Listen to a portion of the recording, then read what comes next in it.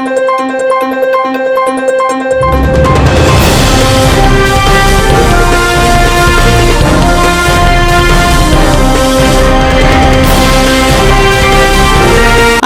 ప్రజల పక్షం minority news కి స్వాగతం. ముందుగా హెడ్లైన్స్. జిల్లా కలెక్టర్, ఎస్పీ, సీఎంఓ కార్యాలయ అధికారులతో కలిసి ముఖ్యమంత్రి పర్యటన ఏర్పాట్లను పరిశీలించిన ఎమ్మెల్యే షాజహాన్ బాషా. చంద్రగిరి రాయలవారికోటలో ఘనంగా యోగేంద్ర 2026 నిర్వహణ. జైల్లో ఖైదీలకేమో 100 రూపాయలు, హాస్టల్లో ఉన్న మాకు రోజుకి 53 రూపాయలు ప్రశ్నించిన ఏఐఎస్ఎఫ్ నాయకులు. మదనపల్లి అభివృద్ధిపై సీఎం స్పష్టమైన హామీ ఇవ్వాలి, వైసీపీ ఇన్ఛార్జ్ నిసార్ అహ్మద్ డిమాండ్.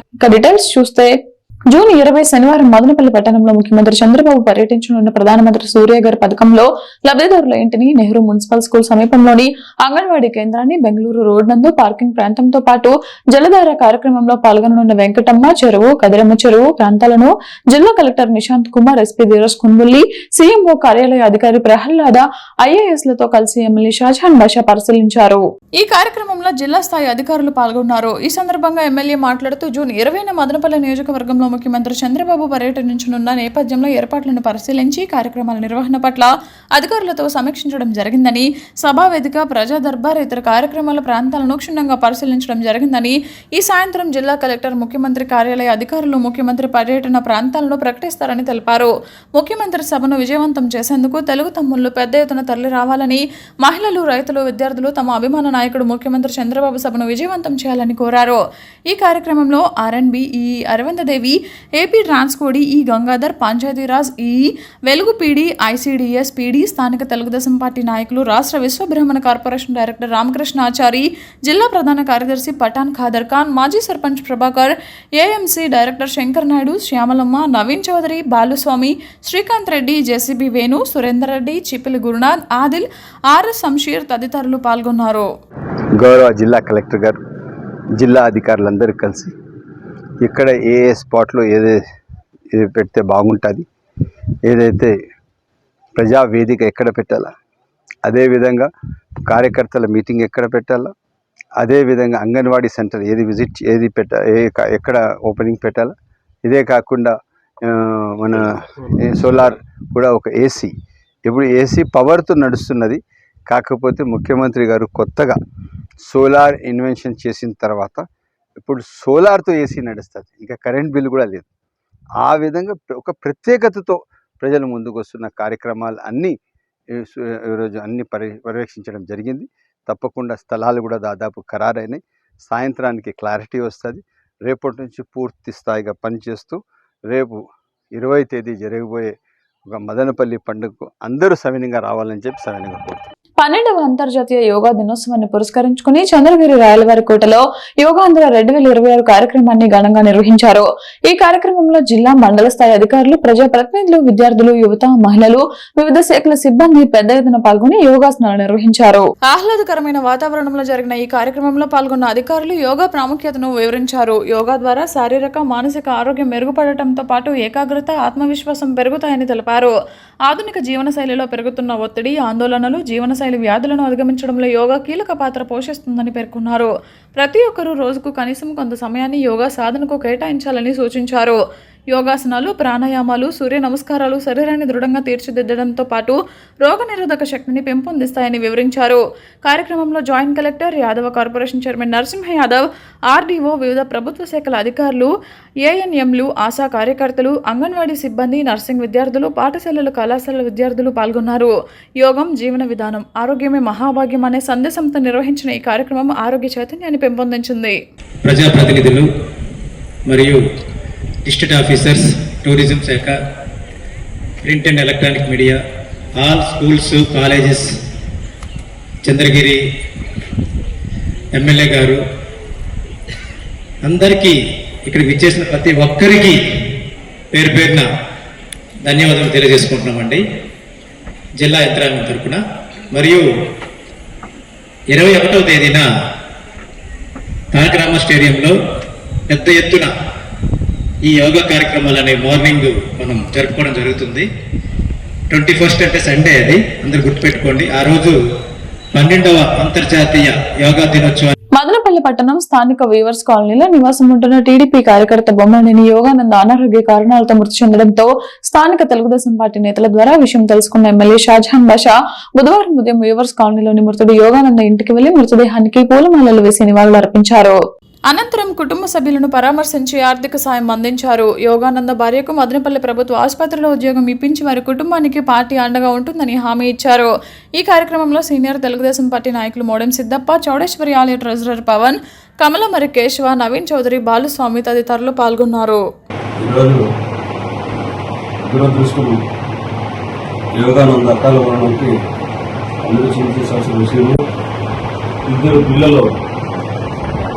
చదువుకునే వయసులో వాళ్ళ అక్షరాలు చూడకుండా అకాల మరణం చెందినందుకు అందరూ కూడా చాలా బాధపడుతున్నారు.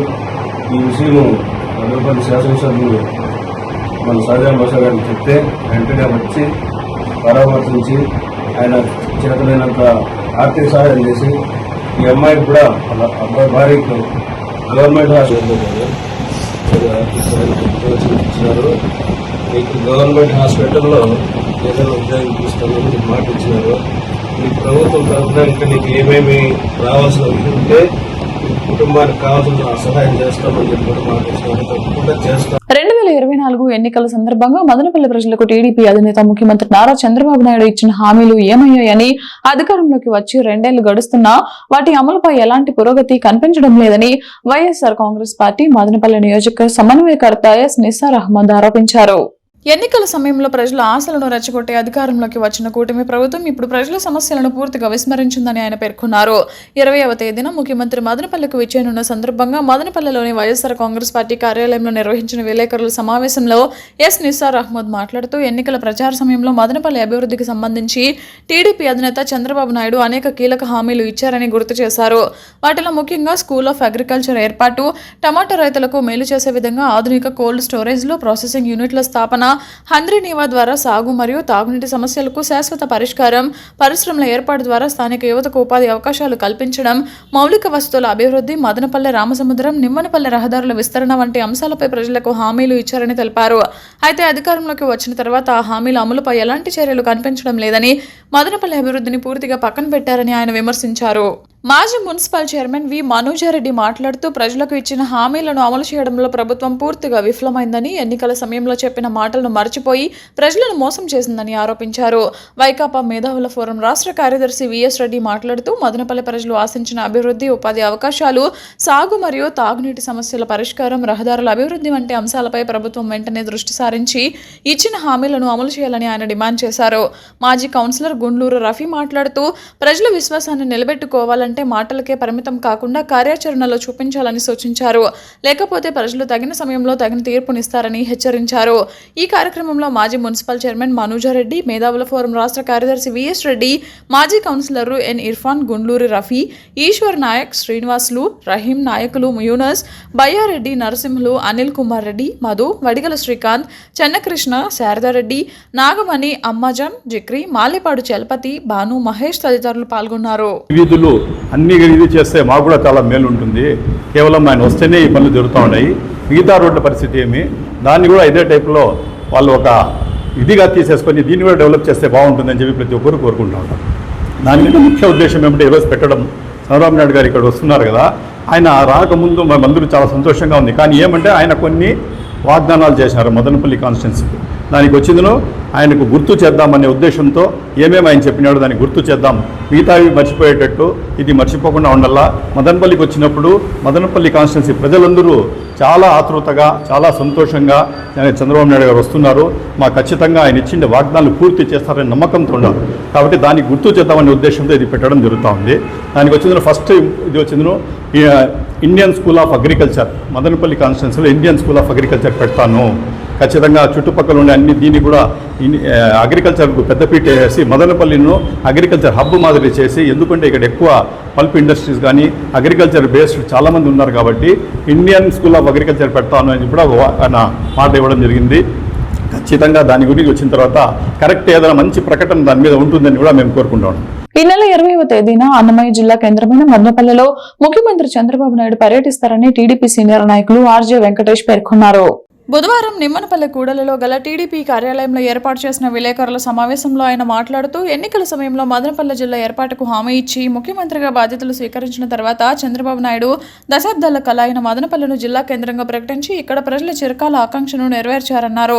గత వైసీపీ ప్రభుత్వంలో జిల్లాల పునర్విభజనలో మదనపల్లికి చోటు కల్పించకపోవడంతో తెలుగుదేశం పార్టీతో పాటు వామపక్షాలు ఇతర పార్టీలు మదనపల్లి జిల్లా కోసం ఉద్యమించాయని గుర్తు చేశారు. అయితే జిల్లా కేంద్రంగా మదనపల్లి ఏర్పాటైనప్పటికీ కొన్ని సమస్యలు అలాగే మిగిలిపోయాయన్నారు.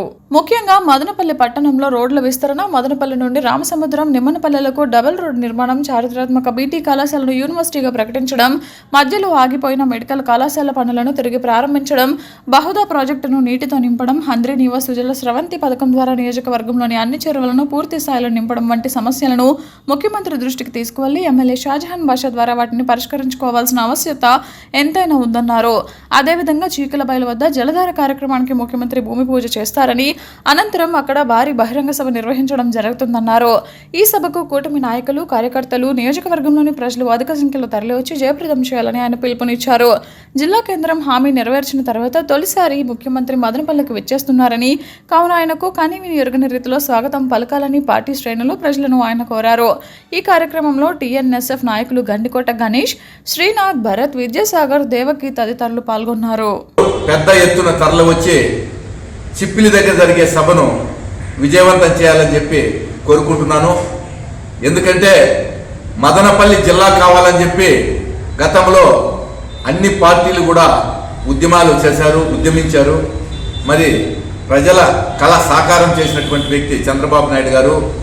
అదేవిధంగా హంద్రీ నివాస్ సుజల స్రవంతి ద్వారా నీటిని మదనపల్లి నియోజకవర్గంలో మన షాజహాన్ బాషా గారి నేతృత్వంలో మన చెరువులన్నిటికీ కూడా అనుసంధానించాల్సినటువంటి అవసరం ఉంది. కాబట్టి వీటినన్నింటినీ ఒక అర్జీ రూపంలో ముఖ్యమంత్రి గారికి మదనపల్లి ప్రజల ఆకాంక్ష మేరకు ఇవ్వడం జరుగుతుంది. పరిసరాల పరిశుభ్రంగా ఉంచుకోవాలని నిమ్మనపల్లి పంచాయతీ అధికారి రెడ్డి ప్రసాద్ అన్నారు.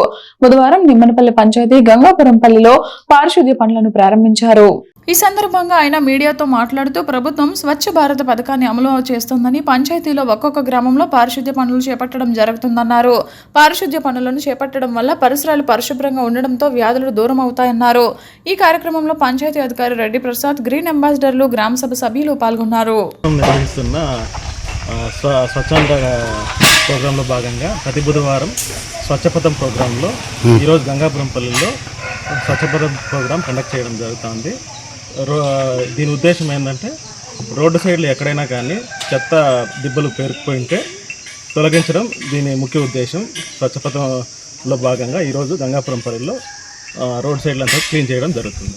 ప్రభుత్వ బీసీ, ఎస్సీ, ఎస్టీ, మైనారిటీ హాస్టళ్లు, గురుకులాలు, కేజీబీవీ విద్యార్థులు ఎదుర్కొంటున్న సమస్యలపై రాష్ట్ర ప్రభుత్వం వెంటనే స్పందించి పరిష్కార చర్యలు చేపట్టాలని ఐఏఎస్ఎఫ్ అన్నమయ్య జిల్లా సమితి డిమాండ్ చేసింది.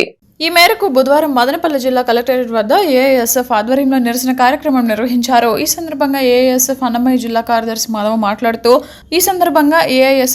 జిల్లా కార్యదర్శి మాధవ్ మాట్లాడుతూ పెరుగుతున్న నిత్యావసర వస్తువుల ధరలకు అనుగుణంగా హాస్టల్ విద్యార్థులకు అందిస్తున్న మెస్, కాస్మెటిక్ ఛార్జీలను పెంచాలని కోరారు. ప్రస్తుతం అందుతున్న నిధులు విద్యార్థుల అవసరాలకు ఏమాత్రం సరిపోవడం లేదని పేర్కొన్నారు. మెస్ ఛార్జీలను 2,500 నుంచి 3,000కు పెంచడంతో పాటు పెండింగ్ లో ఉన్న మెస్, కాస్మెటిక్ బిల్లులను వెంటనే విడుదల చేయాలని ప్రభుత్వాన్ని డిమాండ్ చేశారు. జైళ్లలో ఉన్న ఖైదీలకు రోజుకు 100 రూపాయలకు పైగా ఆహార వ్యయం కేటాయిస్తుండగా ప్రభుత్వ హాస్టళ్లలో చదువుతున్న విద్యార్థులకు రోజుకు కేవలం 53 రూపాయలు మాత్రమే కేటాయించడం దురదృష్టకరమని ఆయన విమర్శించారు. విద్యార్థుల భవిష్యత్తును దృష్టిలో ఉంచుకుని హాస్టళ్లకు తగిన నిధులు కేటాయించాలని కోరారు. జిల్లాలోని పలు హాస్టళ్లు శిథిలావస్థకు చేరుకున్నాయని, పాత వసతి గృహాల స్థానంలో ఆధునిక సౌకర్యాలతో కూడిన కొత్త భవనాలను నిర్మించాలని డిమాండ్ చేశారు. అలాగే మూసివేసిన బీటీ కళాశాల హాస్టళ్లను తిరిగి ప్రారంభించి విద్యార్థులకు వసతి కల్పించాలని అన్నారు. హాస్టళ్లలో తాగునీరు, విద్యుత్, మరుగుదొడ్లు, పరిశుభ్రత వంటి మౌలిక వస్తువులను మెరుగుపరచడంతో పాటు ఖాళీగా ఉన్న వార్డెన్, కుక్, అటెండర్, ట్యూటర్ పోస్టులను తక్షణమే భర్తీ చేయాలని ప్రభుత్వాన్ని కోరారు. ఇదే సందర్భంగా ఈ నెల 20న మదనపల్లికి రానున్న ముఖ్యమంత్రి నారా చంద్రబాబు నాయుడు గారు బీటీ కళాశాలకు యూనివర్సిటీ హోదా కల్పించే అంశంపై స్పష్టమైన ప్రకటన చేయాలని మాధవ్ డిమాండ్ చేశారు. ఎన్నికల ముందు ఎన్డీఏ కూటమి ఇచ్చిన హామీని అమలు చేయాలని, ఘన చరిత్ర కలిగిన బీటీ కళాశాలను యూనివర్సిటీగా అభివృద్ధి చేయడంలో ప్రభుత్వం విఫలమైందని విమర్శించారు.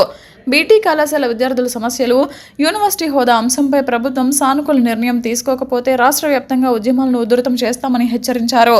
జిల్లా girls convener Gangarani, co convener Navyasri, Madanapalle నియోజకవర్గ కార్యదర్శి సాయి, తంబలపల్లి నియోజకవర్గ కార్యదర్శి తరుణ్, నాయకులు మోహన, యువసింహ, అమృత తదితరులు పాల్గొన్నారు.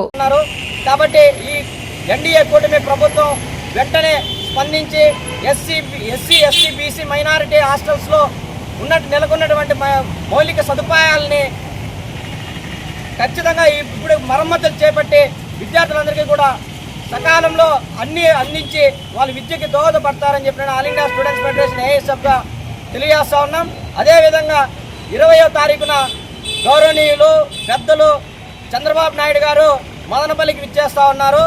ఇదే మదనపల్లిలో బీటీ కళాశాలని ఈ ఎన్డీఏ కూటమి ప్రభుత్వం అధికారంలో రాకముందు బీటీ కళాశాలని యూనివర్సిటీ స్థాయి కల్పిస్తామని చెప్పినటువంటి చంద్రబాబు నాయుడు గారు, అదేవిధంగా ఏఎస్ఎఫ్గా మేము సంబేపల్లిలో జరిగినటువంటి సీఎం సభలో కూడా బీటీ కళాశాలని యూనివర్సిటీ చేయమని చెప్తే ఆ రోజు విద్యార్థి నాయకుల్ని వాళ్ళపైన లాఠీ చార్జ్ చేయించి జైల్లో పంపించినటువంటి ఘనత ఈ చంద్రబాబు నాయుడు గారికే ఉంది. అలాంటి చంద్రబాబు నాయుడు గారు ఈరోజు బీటీ కళాశాలకు వచ్చి అక్కడ మదనపల్లి సమీపంలో గల MITS deem to be university నందు మెకానికల్ ఇంజనీరింగ్ 2వ సంవత్సరం చదువుతున్న విద్యార్థులు K Puneeth Kumar, B Harshavardhan, R Jeevan Kumar, S Nuhel మరియు ఎం సంతోష్ కుమార్లు పట్టణ ప్రాంతాల్లో చివరి మైలు రవాణా సవాళ్లకు సుస్థిర పరిష్కారంగా మైక్రో మొబిలిటీ ఈ ట్రైక్ అనే వినూత్న విద్యుత్ వాహనాన్ని అభివృద్ధి చేశారని vice chancellor doctor Sri Yuvaraj తెలిపారు. పర్యావరణ హితమైన తక్కువ వ్యయంతో కూడిన ఈ 3 చక్రాల వాహనం కార్బన్ ఉద్గారాలను తగ్గించడంతో పాటు ప్రజలకు సురక్షితమైన మరియు సౌకర్యవంతమైన రవాణా సదుపాయాన్ని అందించేలా రూపకల్పన చేయబడిందని తెలిపారు. 1000 వాట్ల BLDC మోటార్ మరియు 48 వోల్ట్ల లిథియం అయాన్ బ్యాటరీతో పనిచేసే ఈ వాహనం ఒక్కసారి పూర్తి ఛార్జీతో సుమారు 45 కిలోమీటర్ల వరకు ప్రయాణించే సామర్థ్యాన్ని కలిగి ఉందని అన్నారు. 3 చక్రాల స్థిరమైన నిర్మాణం కారణంగా ఇది ముఖ్యంగా వృద్ధులు మరియు ప్రత్యేక అవసరాలు కలిగిన వ్యక్తులకు మరింత అనుకూలంగా ఉంటుంది. క్యాంపస్లు, రిసార్ట్లు, టౌన్షిప్లు, ఆసుపత్రులు మరియు ఇతర గేటెడ్ ప్రాంగణాల్లో అంతర్గత రవాణా అవసరాల కోసం రూపొందించిన ఈ ట్రైక్ ను సుమారు 35,000 రూపాయల వ్యయంతో అభివృద్ధి చేశారు. తక్కువ ధరలో సమర్థవంతమైన రవాణా పరిష్కారాన్ని అందించే ఈ నమూనాను భవిష్యత్తులో స్టార్టప్ ద్వారా వాణిజ్య ఉత్పత్తిగా అభివృద్ధి చేయాలనే లక్ష్యాన్ని విద్యార్థులు వ్యక్తం చేశారు. ఈ ప్రాజెక్టుకు మార్గదర్శకత్వం వహించిన మెంటర్ PMD రిజ్వాన్ అలీ మరియు మెకానికల్ ఇంజనీరింగ్ విభాగాధిపతి డాక్టర్ ఎస్ భాస్కరన్ విద్యార్థుల సృజనాత్మకత, సాంకేతిక నైపుణ్యం మరియు ఆవిష్కరణాత్మక దృక్పథాన్ని ప్రశంసించారు. పర్యావరణ అనుకూలమైన, అందరికీ అందుబాటులో ఉండే మరియు సుస్థిర రవాణా భవిష్యత్తుకు దోహదపడే విద్యార్థి నేతృత్వంలోని ఆవిష్కరణగా ఈ మైక్రో మొబిలిటీ ఈ ట్రాక్ నిలుస్తోంది అని అన్నారు. నూతన ఆవిష్కరణ చేసిన విద్యార్థులను మరియు సహకరించిన అధ్యాపకులను MITS university founder and chancellor doctor N Vijayabhaskar Chowdary, pro chancellor and Dwarakanath, executive director Keerthi Nadella మరియు అధ్యాపకులు అభినందించారు. అనుక్షణం ప్రజల పక్షం న్యూస్ ఇంతటితో సమాప్తం. తిరిగి రేపటి బులెటిన్ లో మళ్ళీ కలుద్దాం. అంతవరకు సెలవు. నమస్కారం.